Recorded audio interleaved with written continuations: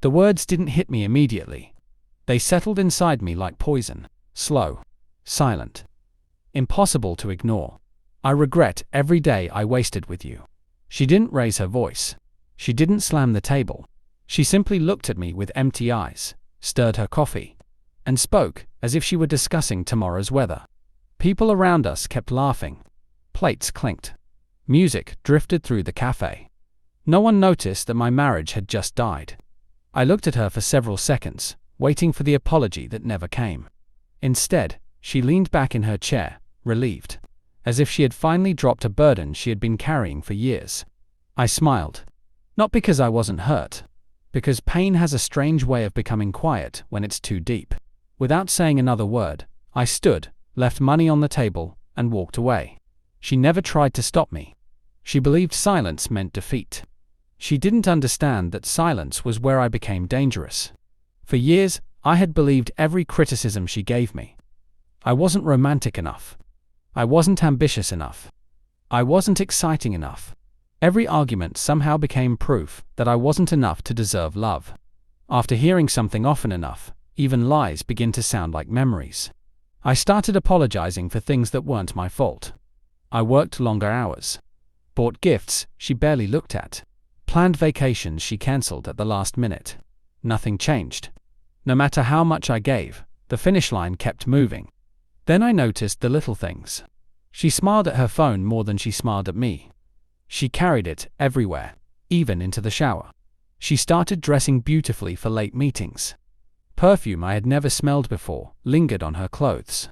When I asked simple questions, her answers arrived too quickly. Prepared, practiced, perfect. That was the first moment I stopped believing her words and started believing her behavior. I didn't accuse her. I didn't search her phone while she slept. People reveal themselves faster when they think they're invisible, so I became invisible.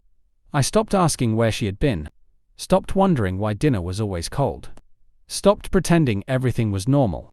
Instead, I watched credit card statements, location history connected to our shared account, receipts she forgot inside her handbag, a hotel reservation, restaurant bills, weekend trips she claimed were business conferences. Each clue meant nothing by itself. Together, they formed a confession. Still, I wanted certainty, not suspicion. So I hired a private investigator. He never asked unnecessary questions. Only dates, times, places. For 2 weeks, he followed patterns instead of people. Patterns never lie. When he finally handed me the envelope, I didn't open it immediately. Some truths deserve one final moment before they become permanent. That evening, alone in my study, I unfolded every photograph. There she was, laughing, holding another man's hand, resting her head against his shoulder, kissing him outside the same restaurant where she once celebrated my birthday. The time stamp stretched back nearly 2 years. 2 years, 2 birthdays, 2 anniversaries, 2 years of lies disguised as ordinary life. Oddly enough, I didn't cry. The tears had disappeared long before the evidence arrived. What remained was clarity, cold, precise, unshakable. Most people imagine revenge as shouting, breaking things, exposing secrets online. I wanted none of that. Real power doesn't announce itself. It simply changes the outcome. The next morning, I met with my lawyer. Every financial record was organized, every property document reviewed, every shared investment carefully divided according to the law. I moved nothing illegally. I hid nothing. I simply prepared for a future she didn't know was already beginning. At home, I remained exactly the same. I cooked dinner, asked about her day, listened as she invented another meeting.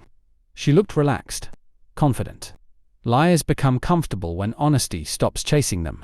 One evening she looked at me and frowned. "You've changed." I smiled.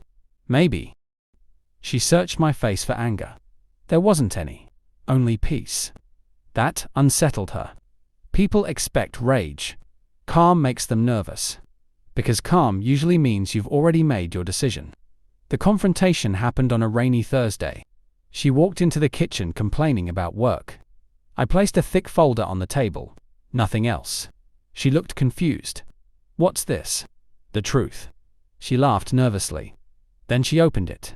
The first photograph stole the color from her face. The second made her breathing uneven. By the fifth, her hands were shaking. This isn't what you think. I almost smiled. People always say that. As though cameras accidentally invent affairs. As though hotel records fabricate themselves. As though months of deception are just unfortunate misunderstandings. She began crying. Real tears. But they arrived too late. I can explain. I know, I said quietly. I've already heard every explanation in my head. She reached across the table, trying to hold my hand. I pulled it away. Not dramatically. Just enough to tell her she no longer had permission to touch my life. Silence filled the room. For the first time in years, she looked afraid. The divorce papers arrived 3 days later. She stared at them as if they belonged to someone else. You can't do this. I already did. She followed me from room to room, apologizing, blaming herself, blaming stress, blaming loneliness, blaming everything except the choices she made every single day for 2 years. I still love you. Those words sounded strange coming from someone who had spent years convincing me I wasn't worth loving. She appeared outside my office a week later. Rain soaked her coat. Dark circles framed her eyes. I'll end everything with him. I'll go to therapy. I'll do whatever you want. I looked at her for a long moment. Then, I answered with the only truth that mattered. You had thousands of chances. She frowned. What do you mean? They were called ordinary days. The days she chose someone else. The days she watched me blame myself.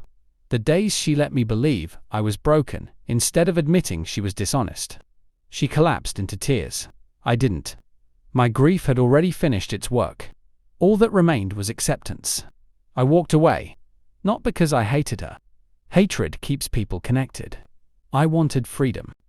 Months later, I heard she told friends I had become cold. Maybe she needed that story. It's easier to say someone changed overnight than admit you slowly destroyed the person who once loved you without conditions. She believed my silence was weakness. It wasn't, it was discipline. She believed walking away meant I stopped caring. The truth was harsher. I finally cared about myself more than I cared about saving someone determined to lose me. She once told me I would never be enough to love. In the end, she was right. I was never enough.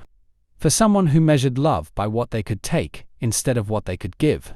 And when she begged for one last chance, I gave her the same gift she had unknowingly given me years earlier. A future without us. And a silence so complete. It became my final answer.